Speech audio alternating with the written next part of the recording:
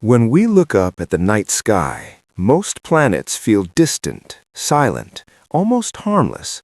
But one planet has always terrified scientists without ever saying a word. A planet so close to Earth that it's often called our sister, yet so deadly that it earned a darker name behind closed doors: Venus.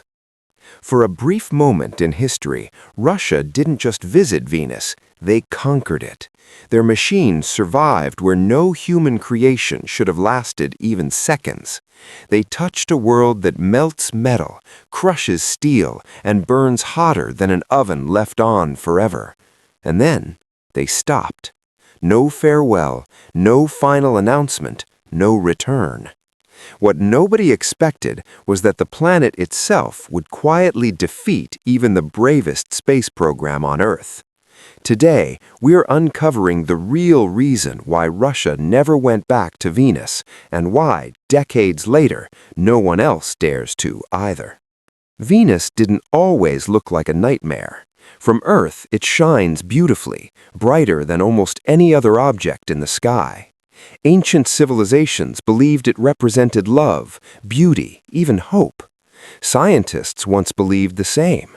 Long before space probes existed, many experts thought Venus could be Earth's twin, oceans hidden beneath clouds, maybe jungles, maybe life.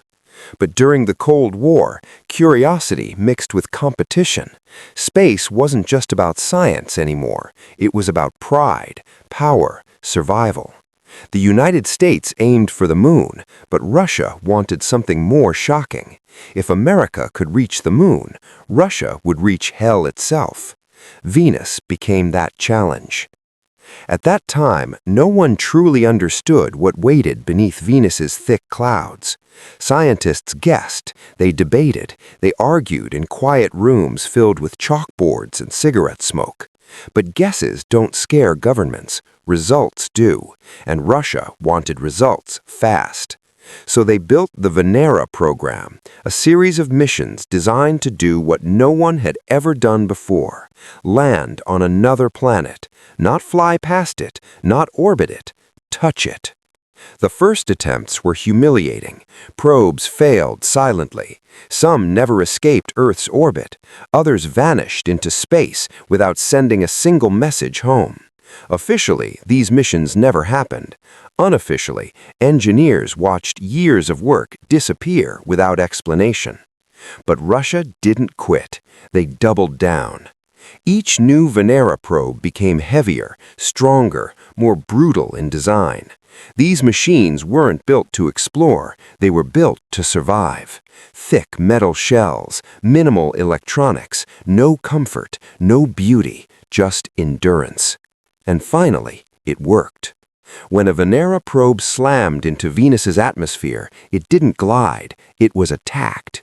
Wind screamed at hurricane speeds, pressure crushed from every direction, heat climbed higher with every second. Many probes died screaming data until their circuits burned out. Then came the impossible moment. A Russian probe touched Venus's surface and spoke back. For the first time in human history, a machine landed on another planet and transmitted data from the ground. Scientists celebrated, engineers cried. The impossible had happened. But the numbers arriving from Venus didn't bring joy. They brought fear. The surface temperature was over 460 degrees Celsius, hot enough to melt lead. The pressure was 90 times stronger than Earth's, equivalent to being nearly a kilometer underwater. The air wasn't air at all, but crushing carbon dioxide mixed with sulfuric acid clouds. Venus wasn't Earth's sister, it was Earth's warning. Still, Russia pushed forward. Cameras were added, microphones, soil drills, more sensors. Each mission revealed more horrors. The ground wasn't soft, it was jagged rock. Sharp stones scattered across a barren landscape. The sky glowed orange, not blue.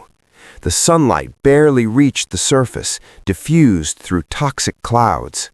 Some probes lasted minutes, others survived over an hour, a miracle by engineering standards. One even sent back the first images ever captured from another planet's surface, black and white photographs showing a lifeless, hostile world that looked nothing like home. But here's the twist. Every success came with a price. Each mission cost enormous amounts of money, years of research, thousands of scientists, and every time Venus destroyed the probe shortly after landing. No repairs, no upgrades, no second chances. Every landing was a suicide mission. Behind the scenes, the truth was becoming clear. Venus couldn't be conquered, only briefly touched. There was no future base, no long-term exploration, no hope of human travel. Even robots barely survived. Then politics entered the picture. The Cold War was changing. The Soviet Union was under pressure, economically strained, politically unstable. Space missions were no longer about glory, they were about cost. And Venus was expensive, very expensive. America had shifted focus. Mars became the new dream. It was cold but survivable, dangerous but manageable. Venus offered no such promise. No water, no shelter, no resources, just endless destruction. So Russia made a quiet decision. They stopped. No dramatic announcement, no official farewell to Venus. The Venera program ended, and the engineers moved on, some to other missions, some into history. The planet that once symbolized ultimate victory became an unspoken reminder of limits. Venus had shown humanity something uncomfortable. Not every planet wants to be explored. Not every challenge can be overcome with technology. Some worlds exist simply to remind us how fragile we are. Even today, decades later, Venus remains untouched by human hands. New missions orbit it, scan it from afar, study it safely from a distance. But landing, staying, returning again and again, no one rushes to volunteer, because Russia already learned the lesson the hard way.